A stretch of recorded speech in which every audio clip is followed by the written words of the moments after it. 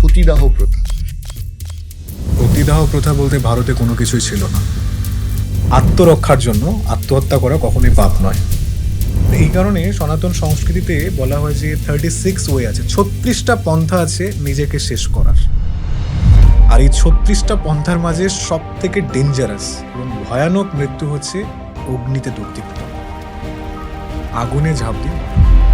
মুখে তুলসী পাতা, হাতে গঙ্গা জল নিয়ে 16,000 রানী একসঙ্গে জোহার পরাশর স্মৃতিতে সেখানে বলা হচ্ছে যে স্বামী মারা গেলে, হারিয়ে গেলে, সন্ন্যাস নিলে বা অক্ষম হলে বা পতিত হলে নারী অন্য কাউকে স্বেচ্ছায় বিবাহ করতে পারে।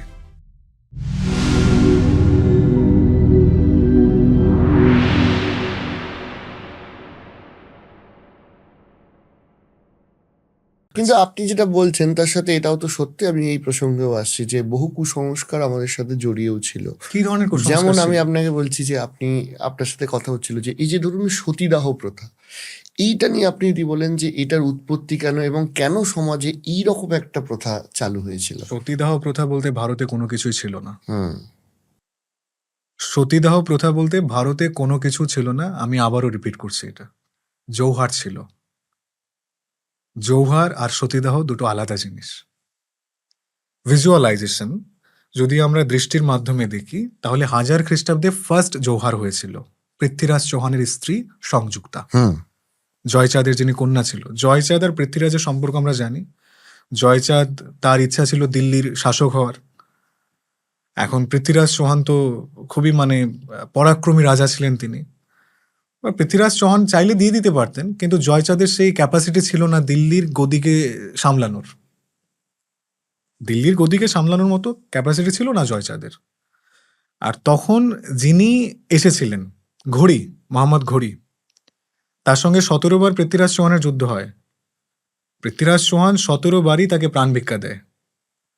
কিন্তু লাস্ট টাইম জয়চাঁদের সহযোগিতায় পৃথ্বীরাজ চৌহানকে রাতের আড়ালে, গভীর রাত্রে তাকে যে কোনোভাবে তার যে ক্যাম্প ছিল সেই ক্যাম্প থেকে তাকে তুলে নিয়ে আসা হয় এবং প্রচুর পরিমাণে টর্চার করা হয়। লাস্ট জীবনে বলা হয় তাকে অন্ধ করে ফেলা হয়েছিল, মেরে ফেলা হয়েছিল তাকে। তখন তার স্ত্রী, তিনি জৌহার হয়েছিলেন। আপনি দেখবেন এঙ্গেজমেন্ট, যেটা আমরা ভাবি যে এটা খ্রিস্টানটি থেকে এসেছে, ক্যাথলিক যে কালচার আছে সেখান থেকে এসেছে। অ্যাকচুয়ালি ক্যাথলিক কালচার নয়, এটা একদম খাঁটি ভারতীয় যে ক্ষত্রিয় ছিল তাদের কালচার ছিল এটা। ভারতীয় ক্ষত্রিয় রাজারা যখন কোনো কন্যা নির্বাচন করতেন, দেখে যাদেরকে ভালো লাগতো, তখন তাদের বিয়ে এক পর্যায়ে হয়ে যেত এই আংটি বদলের মাধ্যমে, যেটাকে আমরা এখন জানি আশীর্বাদ। বিয়ের আগে আশীর্বাদ করে না কেউ, হয়তো বা সোনার চেইন দিয়ে দিল, আংটি পরিয়ে দিল। তো এই এঙ্গেজমেন্ট যে প্রথা, এটা ভারত থেকেই এটাকে নেওয়া হয়েছে। তো ওই আংটি যখন দেওয়া হতো, এটা অনেক ইতিহাসবিদ এটাকে মানে, এই আংটি যখন দেওয়া হতো যে কন্যাকে দেওয়া হতো ক্ষত্রিয় রাজা, তো এই আংটি হচ্ছে তার পতিব্রতার মূল বিষয়। তো সেই সময় রাজাদের মাঝে যুদ্ধ হতো। ধরুন আমি একটা রাজ্যের রাজা, আপনি একটা রাজ্যের রাজা, আমি যে কোনোভাবে আপনাকে পরাজিত করে ফেলেছি, তো আপনার পুরো রাজ্যই আমার, আপনার স্ত্রীও আমার, এটা ভারতীয় মানুষের মাঝে না থাকলেও মিডিল ইস্টের যারা আছে তাদের মাঝে এই কনসেপ্ট ছিল। তাদের এই কনসেপ্টটা ছিল যে শুধু আপনার রাজত্ব নয়, আপনার যা কিছু আছে সমস্ত কিছুই আমার, স্ত্রী থেকে শুরু করে সমস্ত কিছুই আমার। তখন সেই স্ত্রীরা কি করতো, সেই বর্বর রাজার হাত থেকে বাঁচার জন্য ওই যে আংটিটা দিত না, ওই আংটির উপরে যে মেটাল থাকতো, এটা এক ধরনের বিষাক্ত ধাতু থাকতো। তো ওই আংটির থেকে ধাতুটাকে সরিয়ে তারা খেয়ে নিত। খাওয়ার পরপরই মোটামুটি 5 মিনিটের মাধ্যমে তার মৃত্যু হয়ে যেত। 5 মিনিটের মাধ্যমে তার মৃত্যু হয়ে যেত। তো এটা সনাতন শাস্ত্রে আছে, নিজের সেফটির জন্য নিজেকে শেষ করে দাও। এখন যদি এখানে একটু গোলমাল লাগে তাহলে আমি বলে দিই, আত্মরক্ষার জন্য আত্মহত্যা করা কখনোই পাপ নয়। আত্মরক্ষার জন্য, এটা মহিলাদের ক্ষেত্রে বলা হয়েছে, কারণ মহিলাদের সব থেকে বড় সম্মান হচ্ছে তার সতীত্ব। সব থেকে বড় সম্মানটাই হচ্ছে তার সতীত্ব। তো এই কারণে সনাতন সংস্কৃতিতে বলা হয় যে 36 ওয়ে আছে, 36টা পন্থা আছে নিজেকে শেষ করার। করুণার জীবন কখনোই ক্ষত্রিয়রা নিত না। করুণার জীবন কখনোই ক্ষত্রিয়রা নিত না। হেরে গেছে, তুমি আমায় মেরে ফেলো, যদি আমি ফিরে যাই তাহলে আমি লজ্জিত রাজা। এই ছিল ভারতীয় বীরদের কনসেপ্ট। আমি হেরে গেছি, তো তুমি যদি না মারো আমি নিজেকে শেষ করে দেব। মহাভারত, রামায়ণে অনেক স্টোরি আছে এরকম। ইভেন মধ্যপ্রাচ্যের যারা ভারতের সঙ্গে 1000 খ্রিস্টাব্দ থেকে 600 খ্রিস্টাব্দ থেকে তো শুরু হয়েছে, 1000 তো নয়, 600 খ্রিস্টাব্দ থেকে 1600 পর্যন্ত যারা ছিল, অনেকে ছিল, অনেক মহিলারা ছিল, সতীত্ব দেবে না কিন্তু মস্তক ছেদন করে দিয়ে দিয়েছিল। এইবার আমরা আসি 1293, 1293 খ্রিস্টাব্দ। তখন চিত্তরের রাজপ্রাসাদ, রাওয়াল রতন সিং, পদ্মাবতীর বিশাল হিস্ট্রি তো আমরা সবাই জানি। চিত্তরের রাজপ্রাসাদে রাওয়াল রতন সিংকে বিবাহ করেছিলেন পদ্মাবতী। চিত্তরের রাজপ্রাসাদে তিনি থাকতেন। তো সেই সময় একজন বর্বর রাজা ছিলেন যিনি হচ্ছেন আলাউদ্দিন খিলজি। আর খিলজি সম্পর্কে যদি একটু ভালোভাবে আমরা পড়াশোনা করি, এ যে কতটুক মানে দুশ্চরিত্রের ছিল তা কল্পনাতীত। অকারণে যুদ্ধ করত, কোনো কারণ নেই। রাজত্ব দখল, হ্যাঁ ঠিক আছে, তুমি ধন সম্পদ রাজ্য দখল করো, কিন্তু সেই রাজ্যে যত কুমারী নারী ছিল দেখতে সুন্দর, তাদেরকে যৌনদাসী বানিয়ে রাখা হতো। তো তাদের মূল ইন্টেনশন এটাই ছিল, সেক্সুয়াল লাইফ উপভোগ করা যে কোনোভাবে। এটা দেনাই করার কিছু নয়, ইতিহাস বারবারই প্রমাণ করছে সেটাকে। তো এখন কোনো ক্রমে আলাউদ্দিন খিলজি জানতে পারে যে চিত্তরের রাজপ্রাসাদের যিনি রানী আছেন পদ্মাবতী, সে খুব সুন্দর। আর সে এতটাই সুন্দর, ওই সময় মানে 1303 খ্রিস্টাব্দে, 1293 থেকে 1303 খ্রিস্টাব্দে, তো ওর মানে কাছাকাছি আসতে পারে এরকম সুন্দর আর কেউ নেই, এত সৌন্দর্য ছিল তার। আলাউদ্দিন খিলজি যে কোনোভাবে ফার্স্টে অতিথি হয়ে গিয়েছিল সেই রাজ্যে, একবার তো দেখি অতিথি হয়ে তাকে দেখা যায় কিনা। তো রাওয়াল রতন সিং যে কোনোভাবে বুঝতে পেরেছিল তার মনোভাবটা কি। তো তার স্ত্রীকে প্রেজেন্টেশন করেনি আলাউদ্দিন খিলজির সম্মুখে। অতিথেয়তা করেছে, নিজেরাই করেছে, স্ত্রী ছাড়া। আলাউদ্দিন খিলজি তো বুঝতে পেরেছে বিষয়টা কি। তখন সেও মানে পয়েন্টে পয়েন্টে কথা বলে যে কোনোভাবে পদ্মাবতীকে দেখার বড় ইচ্ছা, আর ও দেখাতে দেবে না। কারণ সে তো বুঝতে পারছে, রাওয়াল রতন সিং যে কোনোভাবে বুঝতে পারছে তার মূল মনোভাবটা কি। আগে তো ছিল গুপ্তচর, কি কারণে একটা রাজ্যের রাজা আমার সঙ্গে ভিজিট করতে আসবে, তখন তো আর ওই টেলিফোনে বলার মতো কিছু ছিল না, গুপ্তচরাই তার আগে বলতো যে এই ধরনের মনোভাব আছে। তো তখন এই কারণেই আলাউদ্দিন খিলজি যুদ্ধ ঘোষণা করলো। কোনো কারণ নেই, রিজন একটাই, তোমার স্ত্রী আমাকে দিয়ে দিতে হবে। যুদ্ধ ঘোষণা হলো। এবার কোনো ক্ষত্রিয় রাজা তো আর চুরি পরা নয়। আমরা দেখি যে রাজপুত যারা ঘরোয়ানার আছে এরা খুব মানে দুঃসাহসী ছিল, সবকিছু করতে পারতো এরা, আর পরাক্রমীও প্রচুর ছিল। অল্প সৈন্য হতে পারে কিন্তু হার মানত না কখনো তারা।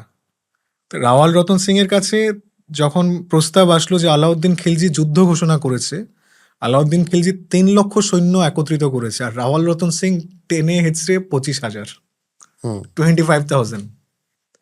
একদিকে 25,000 সৈন্য, আরেকদিকে আলাউদ্দিন খিলজির মুসলিম যে শাসক আছে, মুসলিম জনগোষ্ঠীর যারা আছে তাদেরকে নিয়ে 3 লক্ষ সৈন্য প্রস্তুত।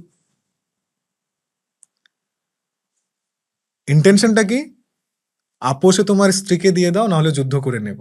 এটাও অ্যাকচুয়ালি ওই রাম রাবণের কনসেপ্টের মতোই হয়ে গেল। যাই হোক, সেইখানে রাওয়াল রতন সিং আরও যত রাজপুত রাজারা আছে তাদেরকে খবর দিল। তো ওরাও তাদের স্ত্রীদের নিয়ে এসেছে। তো চিত্তরের রাজপ্রাসাদে 16,000 রানীকে রাখা হয়েছিল। আর 16,000 রানীর যারা রাজারা ছিল সকলেই রাওয়াল রতন সিং এর সঙ্গে যুদ্ধে পার্টিসিপেট করেছিল। এই টোটাল এভারেজ তাদের রাজা প্রজা মিলিয়ে 25,000, 25,000। 25,000কে একত্রিত করে যুদ্ধ শুরু হলো, বিশাল যুদ্ধ হলো। তো এক পর্যায়ে এমন যুদ্ধ হচ্ছে যে ওই 25,000 সৈন্য রীতিমতো প্রায় প্রচুর সৈন্যকে মেরে ফেলছে আলাউদ্দিন খিলজির। তো আলাউদ্দিন খিলজি যে কোনোভাবে বুঝতে পেরেছে যদি ছলনার আশ্রয় না নেওয়া হবে তাহলে এদের সঙ্গে এই ধরনের যুদ্ধে আমরা জয়ী হতে পারবো না। পিছন থেকে তাকে বাণ নিক্ষেপ করা হলো, পিছন থেকে তাকে বাণ নিক্ষেপ করে তাকে মারো, মানে যুদ্ধের নিয়মের বাইরে। আর কোনো ক্ষত্রিয় রাজা এই জিনিসটা করতো না, বিশেষ করে সনাতন সংস্কৃতির।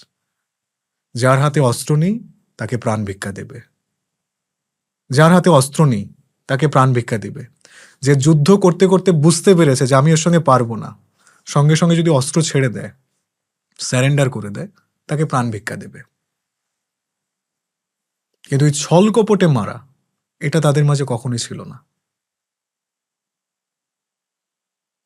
তো রাওয়াল রতন সিংকে যখন পিছন থেকে বান নিক্ষেপ করা হলো, তো যে রাজারা তার আশায় এখানে এসেছিল, মানে তাকে ভরসা করে, রাজা হেরে গেছে, মন তো উইক হবে, দুর্বল হয়ে গেছে সবার।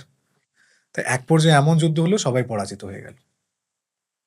আর এই খবর গিয়ে পৌঁছায় রানীদের কানে। পদ্মাবতী আরো 16,000 রানী ওখানে ছিল। তো ওরা ভাবছে যে এখন তো আমরা সেফ জোনে নেই, কারণ যারা আমাদের প্রোটেক্টর ছিল তারাই শেষ। তখন রানীরা ডিসাইড করলো যে এরা যদি আমাদের এখানে একসঙ্গে পায়, যদি আমাদের একসঙ্গে এখানে পায়, তারা যে ইচ্ছার জন্য আমাদের এখানে এসেছিল সেই ইচ্ছা তারা পূর্ণ করবে, শারীরিক চাহিদাকে পূর্ণ করা। এখন আমি ফার্স্টে বলেছিলাম যে সনাতন ধর্মে 36 ওয়ে আছে, 36টা পন্থা আছে, 36টা পন্থা আছে আত্ম বলিদান বা উৎসর্গ করার, যেটাকে আমরা বলি আত্মহত্যা। আপনি হ্যাঙ্গিং হতে পারেন, শিরা কেটে দিতে পারেন, বিষ খেয়ে নিতে পারেন, জলে ডুবে যেতে পারেন। আর এই 36টা পন্থার মাঝে সব থেকে ডেঞ্জারাস এবং ভয়ানক মৃত্যু হচ্ছে অগ্নিতে দগ্ধীভূত হওয়া, আগুনে ঝাঁপ দিয়ে মরা। এখন প্রশ্ন হলো, এতগুলো পন্থার মাঝে আগুনকেই কেন বাছাই করে নিল 16,000 রানী? কি কারণ এটার? হাত কেটে মরতে পারতো, জলে ডুবে মরতে পারতো, বিষ খেয়ে মরতে পারতো, যে কোনোভাবে মরতে পারতো। আগুনে পুড়ে মরার কি কারণ? ইংরেজিতে একটা শব্দ আছে ন্যাক্রোফ্যালিয়া, সেক্স উইথ ডেড বডিজ। মারা গেলে যদি শরীর অক্ষত থাকবে, সেই শরীরের সঙ্গেই কাজ হবে। আচ্ছা, মূল কনসেপ্ট হচ্ছে এটা। মারা গেছে, শরীর তার অক্ষত আছে। এখন মরে গেলে যে শরীর ফ্যাকাশে তা কিন্তু নয়, ইনস্ট্যান্ট মরাসে। তার শরীরে যে গ্ল্যামার আছে না, ঠিকঠাকই আছে। যেটা ভোগ করার আমি করে নিতে পারি সেখানে। এইখান থেকে ন্যাক্রোফিলিয়া, সেক্স উইথ ডেড বডিজ। আর তারা এতটুক সতীত্বের পরাকাষ্ঠা ছিল, মৃত্যুর পরে আমার শরীরের সঙ্গে যেন এই ধরনের হীন প্রকার আচরণ না হয়, তাই শরীরকে শেষ করে দিয়েছিল পূর্ণরূপে। মুখে তুলসী পাতা, হাতে গঙ্গা জল নিয়ে 16,000 রানী একসঙ্গে জোহার হলো। এখনো সেই কুণ্ড আছে, যে বিশাল কুণ্ডে তারা ঝাঁপ দিয়েছিল।